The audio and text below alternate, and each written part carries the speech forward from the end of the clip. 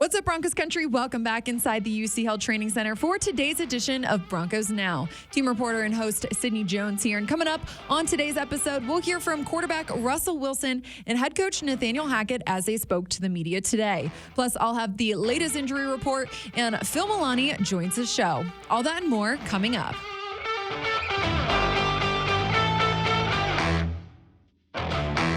The team was back at practice today as they look to turn the page and look ahead to Las Vegas. The Raiders are 0-3 to start the season, and the Broncos will travel to Vegas in just 3 days for their first AFC West matchup of the season. Both quarterback Russell Wilson and head coach Nathaniel Hackett spoke to the media today about this AFC West rivalry and what this game really means. This whole division, obviously we know that it's a very, very good division, and whenever you have a chance to play anybody in the West, you know it's going to be a heck of a game. I mean, it's going to be a battle. This has been a rivalry for a long time. I mean, anybody within this, whether it's the Chiefs, the Raiders, the Chargers, those have all been amazing games. And, now we're going against the Raiders. I mean, they're a very good football team, very talented team, and it's going to be a great battle. You know, I always say to win the Super Bowl, a lot of times it's on the road, most of the time. You know, to win in the whole thing, to be successful, you got to be able to win on the road.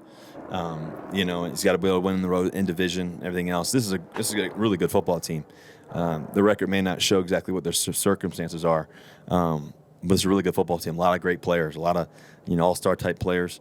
Obviously it starts with Derek Carr, the quarterback, and Davante Adams. All they got great players on the defensive side. But you got Jacobs on the other side too, running the rock. You got Waller. I mean, there's some spectacular players. Renfro. Then you think about the the defensive side.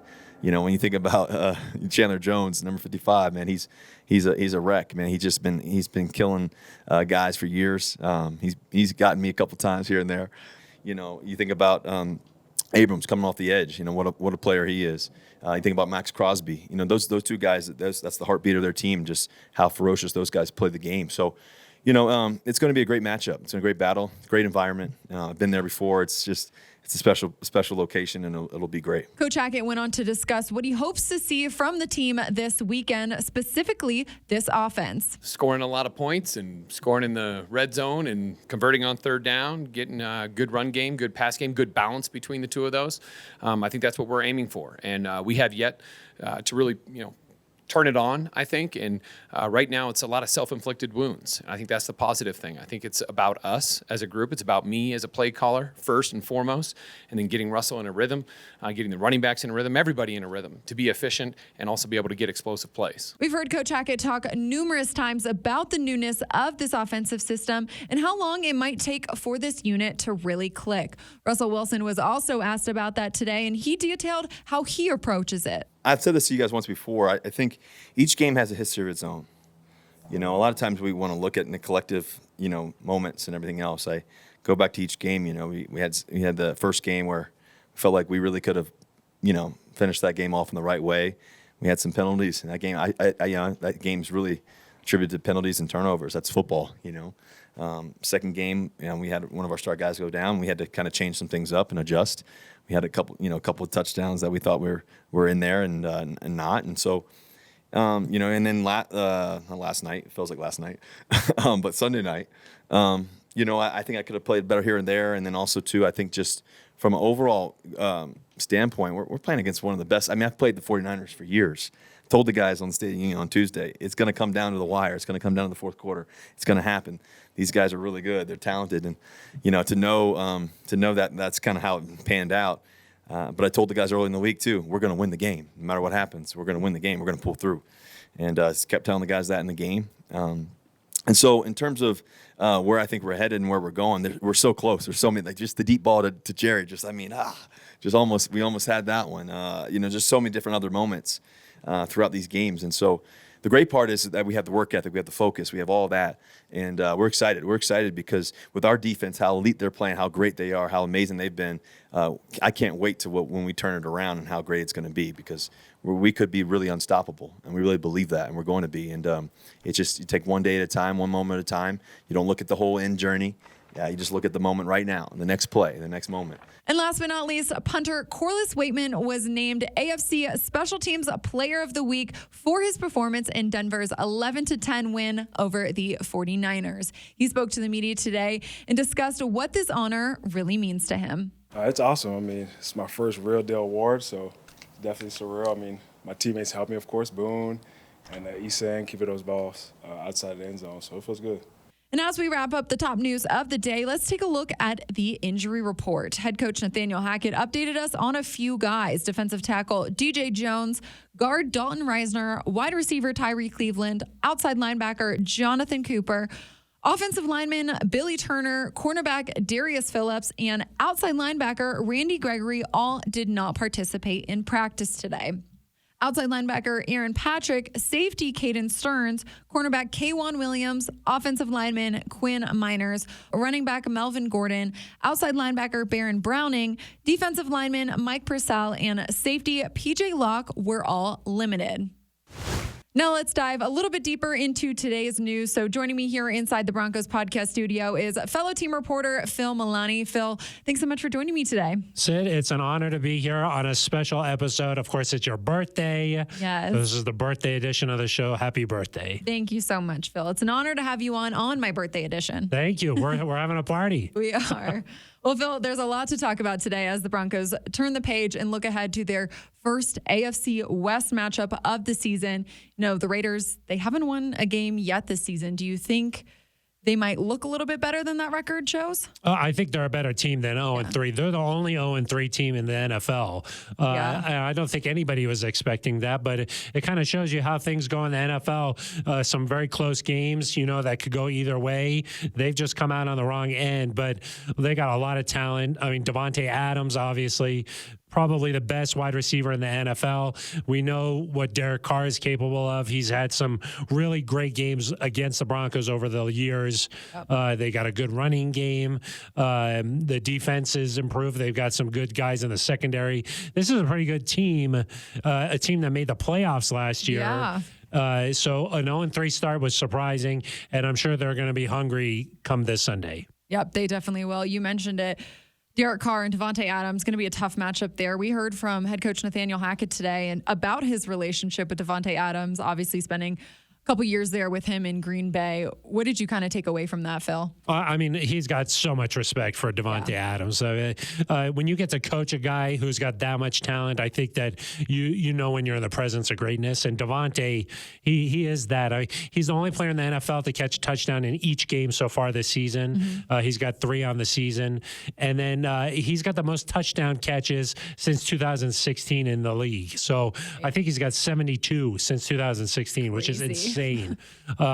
So that's going to be a heck of a challenge for Pat Surtain, this Broncos secondary. That's going to be sort of the matchup to watch. But Nathaniel Hackett obviously knows so much about him, knows his tendencies, knows what he likes. So that'll be an interesting part of it. But I always think that too much gets made of that, where, there's a former player going against his old team, or, there's a coach going against somebody he knows on the other side. I just think that when you're good, you're just good. And there's not much, that's just going to be a matchup to watch. A really talented wide receiver in Davante Adams versus this young up-and-coming star in Pat Surtain. I mean, that's going to be really fun to watch. Phil, we've heard so much about this offense and how long it's going to take for them to click. Both head coach Nathaniel Hackett and Russell Wilson talked about it today. Do you think maybe this might be the weekend they really click and get going on offense? Well, I think we saw a glimpse of what that might look like when the Broncos went on that touchdown drive against the 49ers. At least I think that's been the talk, is just sort of, hey, is Russell Wilson going to play more that way, or is he going to try and stay in the pocket? Because on that touchdown drive, he went to his left, he got out of the pocket, found Kendall Hinton. He checked at the line of scrimmage and found Cortland Sutton with that back shoulder. You just wonder, okay, is that what this offense is going to look like? I think that we're not sure. I mean, I think just from a productivity standpoint, from a health standpoint, the Broncos want him to stay in the pocket. They think that he could be really good there. But traditionally Russ is the guy who likes to get out of the pocket, let Russ cook, Yeah. So I think some sort of a blending of that is what it'll end up looking like. I understand you want him to stay safe. You're much safer when you're in the pocket. It'll be interesting because Russ is just so good when he's creative on the edge. Right. One guy that Coach Hackett talked about today was KJ Hamler, discussed just how much of a vertical threat he is. You think this is the weekend we might see him get a little bit more involved here in this offense? Do you hope to see that? Yeah, gosh, I think the Broncos, they got to find someone else other than Courtland Sutton. Right. Everything goes Courtland Sutton's way. He had, I think, 97 yards last week. Mm-hmm. The week before that, more than 100. He's been that go-to guy for Russell Wilson. I don't know if it's going to be Jerry Jeudy, just a little bit more. If they connect on that long play, who knows? Then you're talking about a great game. But somebody's got to step up. Albert O, KJ Hamler, somebody else needs to just be another threat for the Broncos. And obviously Hamler's working his way back from this injury. He mentioned last week that he had some issue with his groin as well. So they definitely got to figure something out because it's not going to last where Courtland Sutton can just have these monster games week after week after week. Right. So, well, Phil, I showed the injury report earlier in the show. There's a ton of guys on it again this week. Does that worry you heading into Raiders week? Or? A little bit. The Dalton Reisner one definitely does. I think that's just something where this offensive line is already dinged up. Quinn Miners, Billy Turner, we have not seen him play yet. Right. Anytime you ask Nathaniel Hackett about that, it's just we're trying to be smart with him. We just want him to be ready when he's ready. So that's something interesting. And then all of a sudden now, if you talk about Dalton not being able to go, potentially, we'll have to see how things progress throughout the week. But gosh, if he can't go, that's going to be a big issue because they like to move Dalton. They like to use his athleticism. On the touchdown play, he pulled and made a heck of a block for Melvin Gordon.